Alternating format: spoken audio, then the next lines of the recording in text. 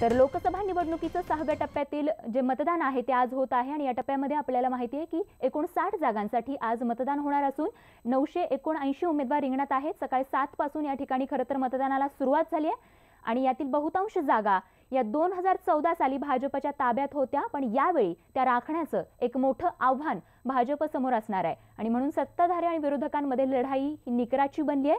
विशेष म्हणजे शीला दीक्षित, दिग्विजय सिंग, अखिलेश यादव, भूपिंदर सिंग हुड्डा या 4 नेत्यांना आपली प्रतिष्ठा जी आहे ती या 4 नेत्यांची प्रतिष्ठा पणाला लागलेली आहे। त्याचबरोबर उत्तर प्रदेशचा आपण विचार केला तर यावेळी 6व्या टप्प्यामध्ये उत्तर प्रदेशातील 14 जागांसाठी मतदान होत आहे, तर मध्य प्रदेशातील 8, बिहारमधील 8, पश्चिम बंगालमधील 8, तर हरियाणातील सर्वच्या सर्व 10 जागा आणि दिल्लीतील सर्वच्या सर्व 7 जागांसाठी आज मतदान पार पडतंय।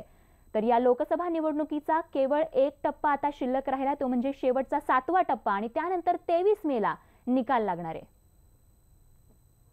तर एकूणच आपण पाहतोय भारतीय क्रिकेट टीमचा कॅप्टन विराट कोहली देखील मतदारांची जी रांग लागलेली आहे त्या रांगेत उभा असताना बघायला मिळतोय। आपलं मतदानाचं कर्तव्य बजावण्यासाठी आवर्जून वेळ काढून विराट कोहली या ठिकाणी मतदान करण्यासाठी मतदान केंद्रात हजेरी लावताना आपल्याला बघायला मिळतोय।